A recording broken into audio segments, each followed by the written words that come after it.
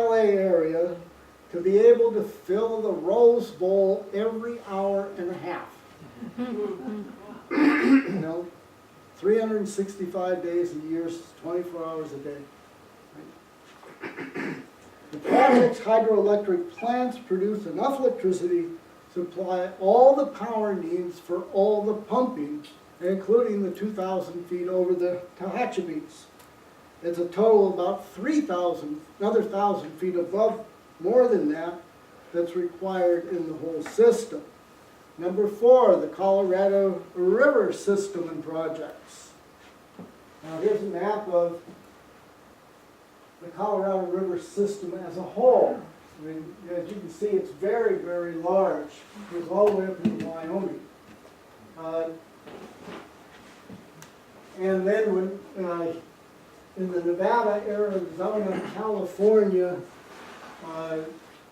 meeting ground there is where things really start to happen, right?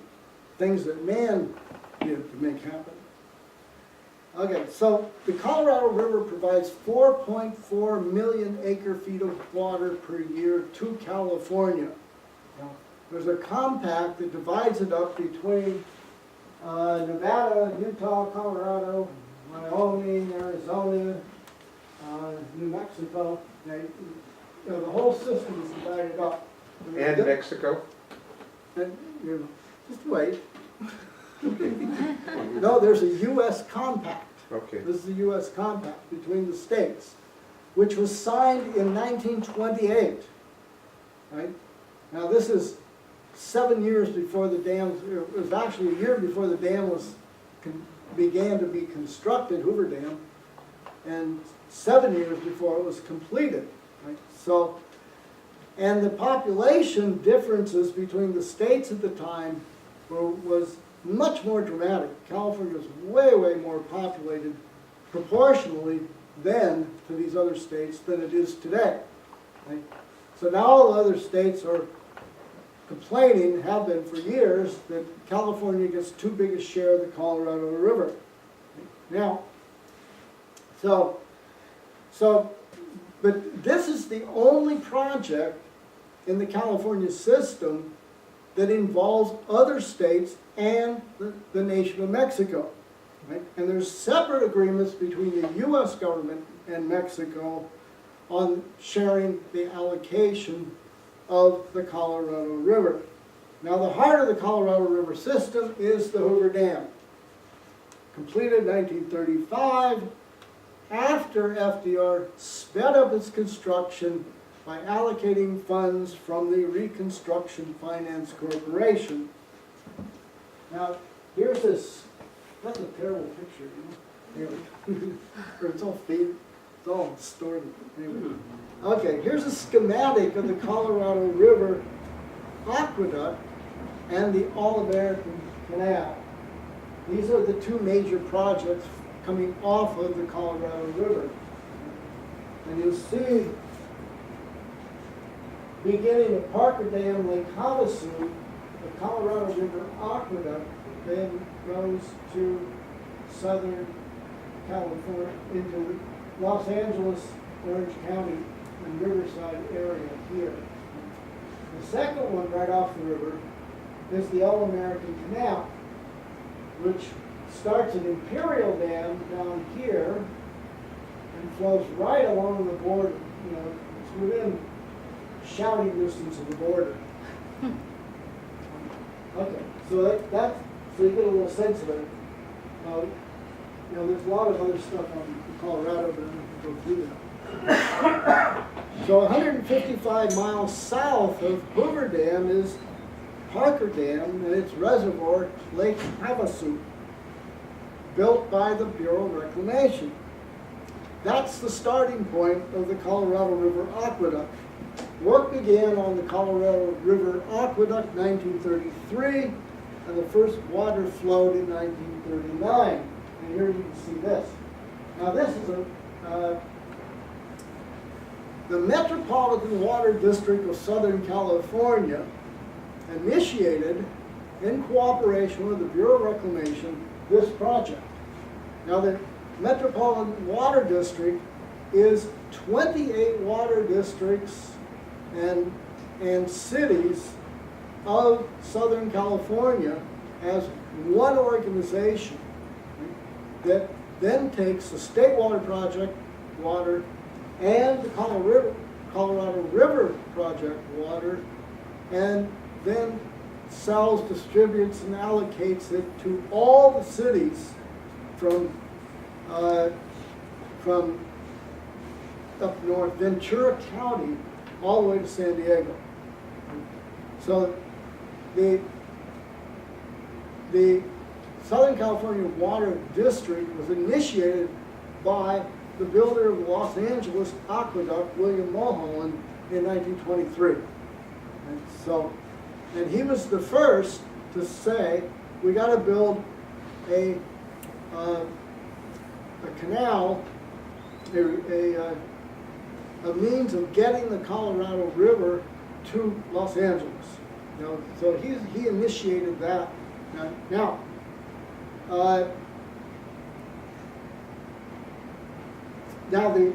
the aqueduct delivers 1.2 million acre-feet of water to a 5,200 square mile service area of Southern California.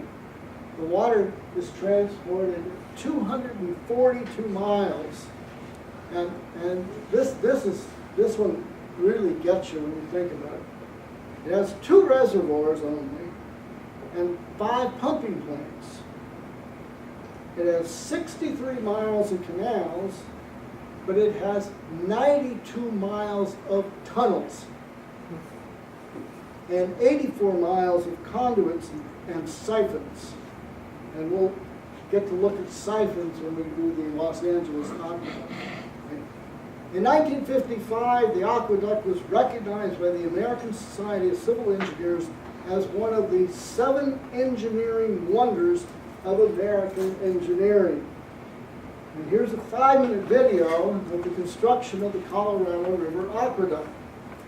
And I want to play this one because, you know, it really gets across how the people were thinking in the 1920s about what we had to build for the future.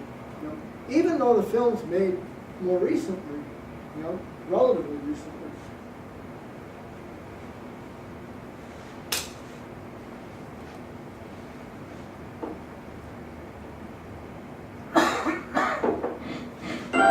In 1920, the LA region had grown to 1 million citizens. Something had to be done, and fast, about upcoming water shortages. Gathering at the Huntington Hotel in Pasadena in 1928, prominent members of communities from Los Angeles, Orange County, and today's Inland Empire met to form the Metropolitan Water District's Board of Directors. W.B. Whitsitt, the founder of Van Nuys, was elected chairman. Since then, 14 have served to chair the Metropolitan Water District with dedication, guidance, and vision. When Metropolitan first started in 1928, there was a group of people that put together a program that was second to none. They had a lot of guts in putting this thing together because they had the foresight to know that this was something that was really needed. When they put this aqueduct together, when they put Metropolitan together and decided to build the aqueduct, they didn't even have the customers to buy the water that they were going to bring down. But thank God they did. Meanwhile, the federal government had its own water plans for America's Southwest to build a dam on one of the nation's largest rivers. Arizona tried to stop it, but President Calvin Coolidge signed Boulder Dam into law. By 1931, the way was clear to build the largest dam in the world. Boulder Dam, soon to be called Hoover Dam, was part of the U.S. government's strategy to supply water and power to the expanding western states. The new Metropolitan Water District did its share too. It launched a bond drive to raise $220 million to build an aqueduct. The Met spearheaded a promotional campaign to educate the voters. The movie Thirst was produced. It featured an appearance by Chairman Whitsitt, as well as stories about water shortages.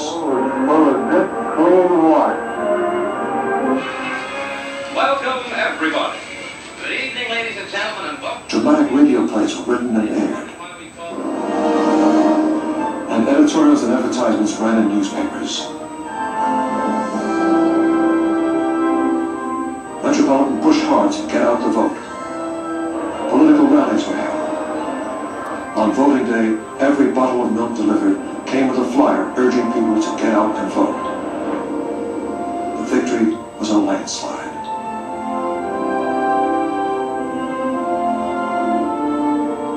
Whitsett, Weymouth, Matthews, Deamer. These metropolitan pioneers would soon start the largest water project in history. It was the Great Depression, and a huge project like the aqueduct meant jobs, tens of thousands of them. In 1933, work began on one of the world's most formidable construction feats ever, the 242-mile aqueduct through one of the world's harshest deserts.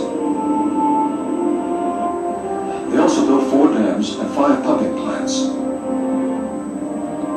Hundreds of miles of roads, water, power, and telephone lines were built through undeveloped desert, along with camps to house and feed the workers. Metropolitan had some of the world's best engineering talent on staff, and workers who embodied a strong work ethic. 35,000 men worked 24 hours a day in 8-hour shifts, 365 days a year.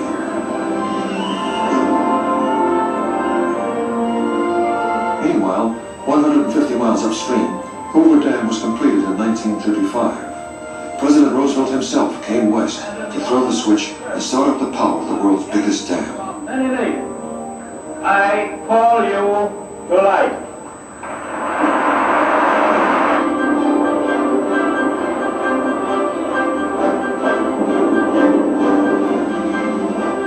Just south of Boulder Dam, work started on Parker Dam in 1934. This dam would feed Colorado River water into the aqueduct. But the water's route to LA was partly uphill, so for 2 years, metropolitan engineers and Caltech hydraulic experts worked to design the world's most powerful pumps. Parker Dam was finished in 1938. People came from miles around to see the first waters of the Colorado fill the dam. Parker is one of the deepest dams in the world and can store billions of gallons of water. Meanwhile, aqueduct workers carved a 13-mile tunnel through the heart of Southern California's second tallest mountain, San Jacinto. 6 feet a day was considered great progress. In 1938, a final blast shattered the last rock from the tunnel. Let her go.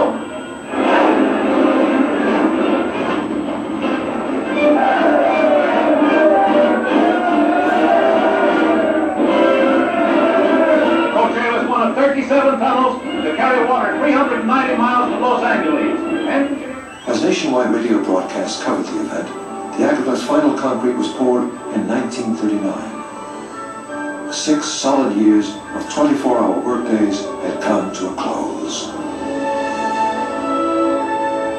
By June 1941, the first Colorado River water rolled into LA, Pasadena to be exact.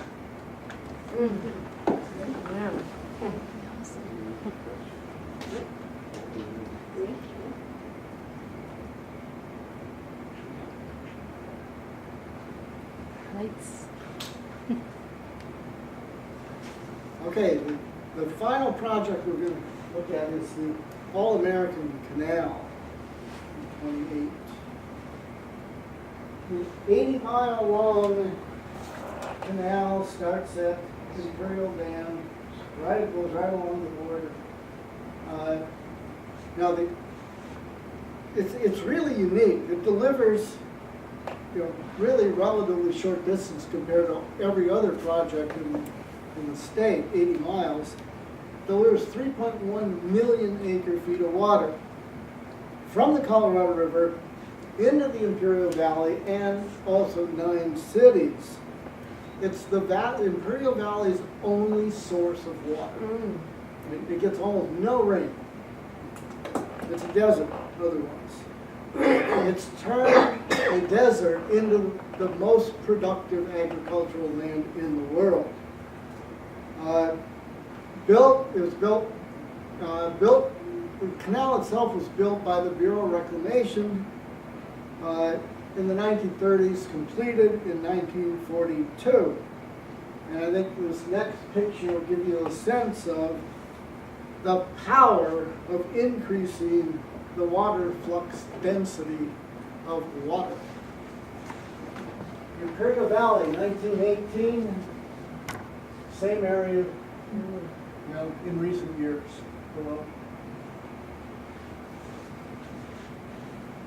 So, don't get too overwhelmed by all the details, right? You've got to keep your mind on the process of a top-down conception of a whole statewide system to provide water to 35 million people in the middle, with most of them living in the middle of a desert. It really is a construction of something that has never been done before anywhere else in the world. It is what Lynn said early in what I presented. It is from the imagination.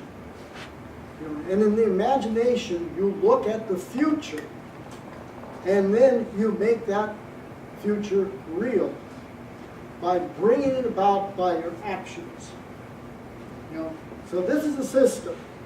When those whose minds, through their imagination, lived in the future and created that which did not exist. They knew and they lived the American system of production and progress. When our government is in the hands of those committed to the American system, we create miracles. And it's time, once again, to create some miracles. Let's destroy the British Empire and impeach Obama, get Glass-Steagall, and start building NAWAPA. And to conclude, I'd like to show you a book called Cadillac Desert, published in 1986. So that's almost 30 years ago. The subtitle is The American West and Its Disappearing Water.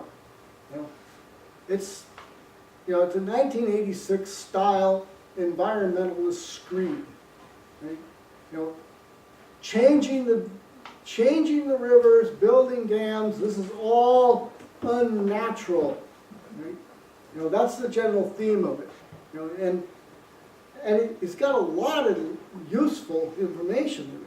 I mean, it's really a lot of very, very useful material. Right? But it's all distorted by this idea that man should not interfere with nature so much. We have to pull back from that. Now, toward the end of the book, remember this was published in 1986, and he's going through the West doesn't have the water, So, he has, this is near the conclusion, he says, but suppose, though, that it were possible to solve at one stroke all the West's problems with water. Suppose you could import into the American West enough water to allow irrigation to continue, even to expand for another 300 or 400 years. Guess what he's talking about? Well, there's this policy called the North American Water and Power Alliance. And then he goes through what it, the history of it, what it encompasses for almost 10 pages, right? Really quite something. And then he writes, by the late 1970s, Senator Frank Moss, essentially was history, right? And NAWAPA was history. But then, in October of 1980, at a California conference on a high-technology policy for U.S. reindustrialization, sponsored by the Fusion Energy Foundation, an offshoot of the U.S. Labor Party, Dr. Nathan Snyder of the Parsons Company reintroduced NAWAPA to a large and enthusiastic audience. All right? Okay, so any discussion, any questions? Definitely, this will bring down water prices. Well, I wouldn't put it that way. Because prices, are relatively arbitrary. What is money worth? Right? Now, as I mentioned, San Diego's paying $2,000 an acre foot for desalinated water, and otherwise the Metropolitan Water District is paying $1,000. Right? Now, why is the price of water going up? Because it's scarce, supposedly, right? So people are willing to pay more. But that's not how you actually determine the value of something. The value of something is determined by how it increases the productive power of the labor force and of the economy as a whole.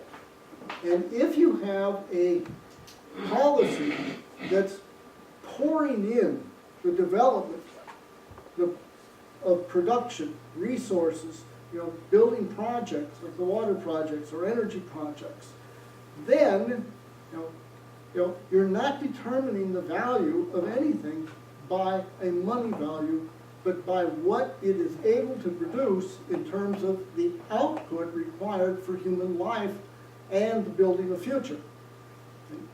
Okay, so, and in reality, the actual cost of the water goes down, or the cost of widgets, go down. The cost of anything will go down in real terms. That is, how much of society's power of production is required to produce this thing or that thing. Now, go back 150, 200 years. Right? How much power of production did it take to produce, a ton of wheat? Well, it took, a ton of wheat. I actually don't know the figures, but let's say it took, 50 farmers to produce a ton of wheat 150 years ago. That may be exact, maybe way off, I don't know. Let's say it is, okay? Now, how many farmers does it take to produce a ton of wheat today? Maybe a tenth of a farmer, right? Or a hundredth of a farmer, I don't know. But you get the point, right? You're increasing the productive power of the whole economy, the entire society, right? And in that way, then, you merely create and use money in order to allocate certain resources and distribution function, but there's no inherent value to money itself. Right? So the value of money will go up and down depending upon, actually how you organize the entire economy. And money becomes completely secondary to the productive process of the whole economy. And whereas today, money is the definition of value. Monetarism, which is false. Monetarism, yeah. Money is defined as the foundation of value. And everything's measured by money rather than money being measured by the productive power of the economy. Right? Now, I suggest there's an hour-and-a-half video on the website that just went up a couple days ago by Michael Kirsch, which really develops this idea. And he developed it in the Thursday night conference call too. It's this very powerful image of a kaleidoscope. You take a kaleidoscope, remember, you look in it, you turn it, and everything changes, right? Just with a little turn. The whole, everything's reorganized, all the colors and geometric patterns, right? Well, that's an economy. Add one new technology, add one new scientific discovery, add one more invention into the economy, and it transforms the whole economy. The productive powers of man are greatly improved when you introduce technology. Right. But it's more than that, because it's a self-feeding kind of process, because the key to it is the creative mind, right, of creating that which didn't exist before. Right? But by creating that which did not exist before, it enhances the power of the economy and the society overall, which creates more creative people, creates a foundation for more creative people. So it is, Michael described it as the economy is a living process, dynamic. You know, and so what role does money have? Made up. You know, it's merely something to regulate, you know, the productive process of the economy itself. You know, you reduce it to its proper role. I always like the idea of, you know, our policy is to give people a sense of, you know, the role of money, credit, banking, stocks, bonds, you know, and all the financial side. You know. And we want to do a whole class on all this, you know, right? So people really get a good sense of it. You know, so I want to do that right now. I'm going to give a whole class on this, okay? So, the one thing to know is, all this stuff exists for only one reason, and that is to service the physical economy. End of class. Okay, so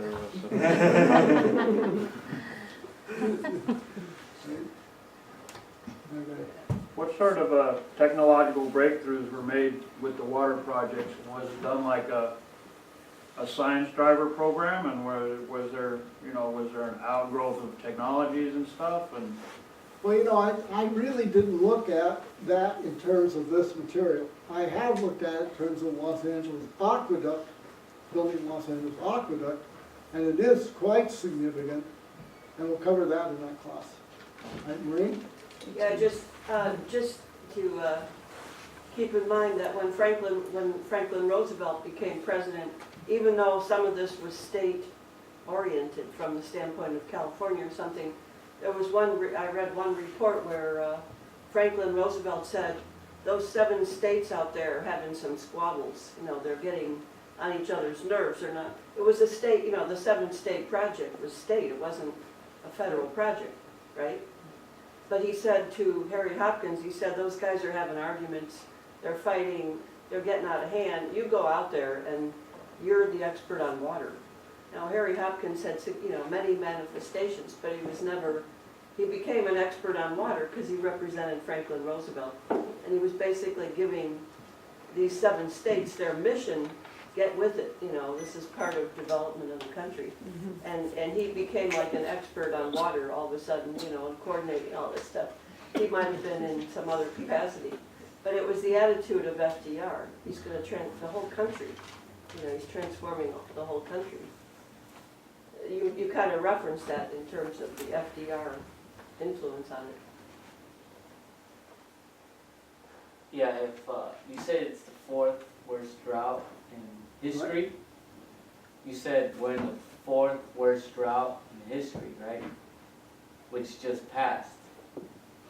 So if, say, 20 inches were to fall, you'll still be in trouble? Yeah. Yeah, because everything's been so drawn down. You know, 20 inches of rain would be a little bit above normal, you know, average, right? So you know, you'd have to have 20 inches of rain for 5 years running, at least, if not more, to actually reverse this, you know, by the natural way, so to speak. So it's really serious, and it's really going to get disastrous over the next year or two if we don't have any rain. If NAWAPA's not going to get built in the next year or two. I mean, Lynn said, look, and Michael said, you know, we've got new technologies, we can build things one hell of a lot faster than we could 50 years ago, right? You know, but you still can't build NAWAPA in 2 years. Too much planning. Right? So there really is, you know, I mean, I'm still looking at it, you know, there is no short-term solution. There's a few things that will alleviate some of the problem in some areas. But there's no short-term solution that can actually ensure, you know, millions of acres of irrigated land gets watered this year, next year.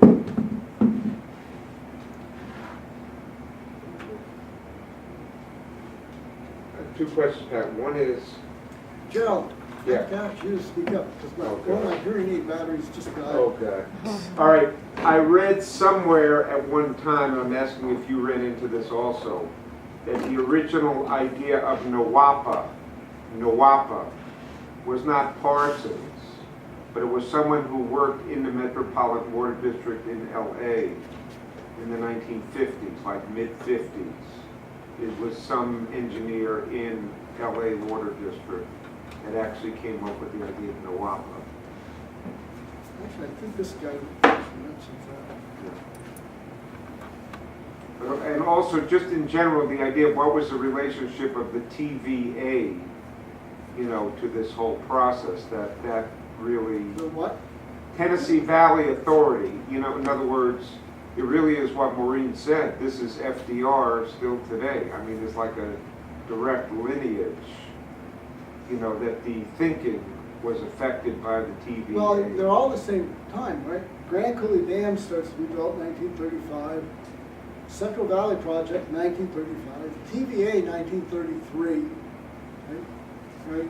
They're all the same. You know, this is what Roosevelt made clear in his third fireside chat. That we knew what we were going to do the day we walked into the White House. We had a whole plan. Right? So, and they had a complete overall idea in their mind that they were going to drive a rebuilding of the nation for after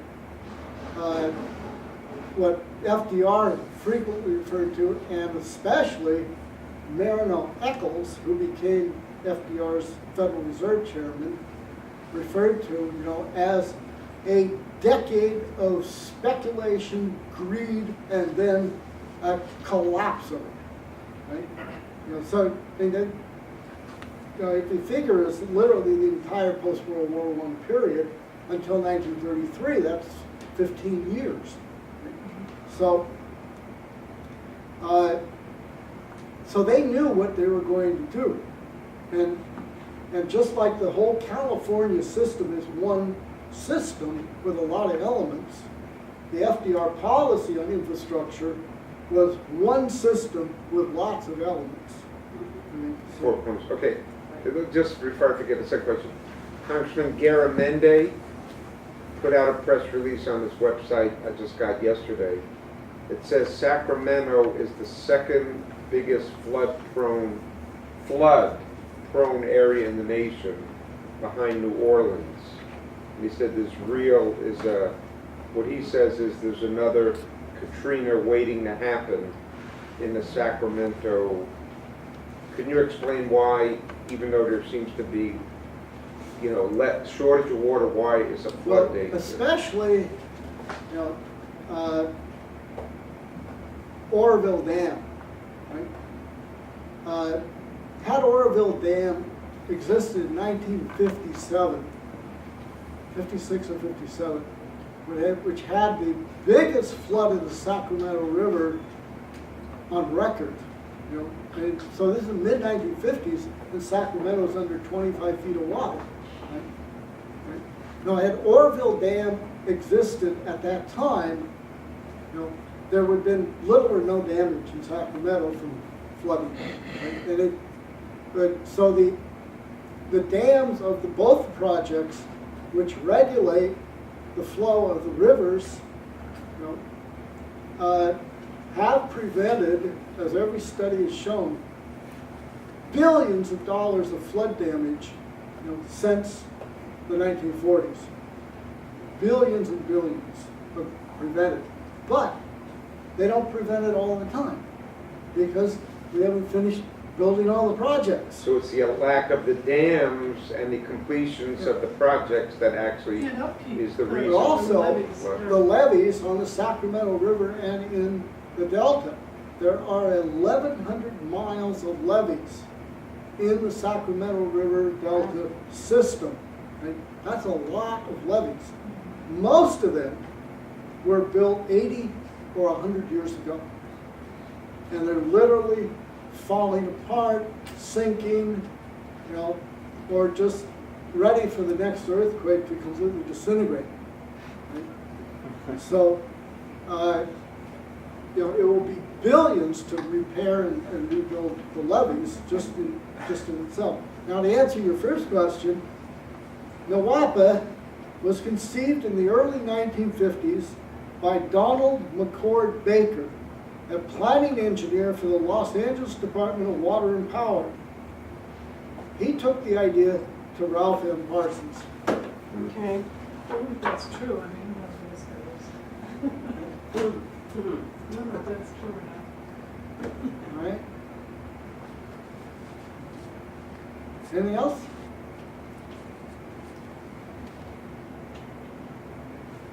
All right. Thank you.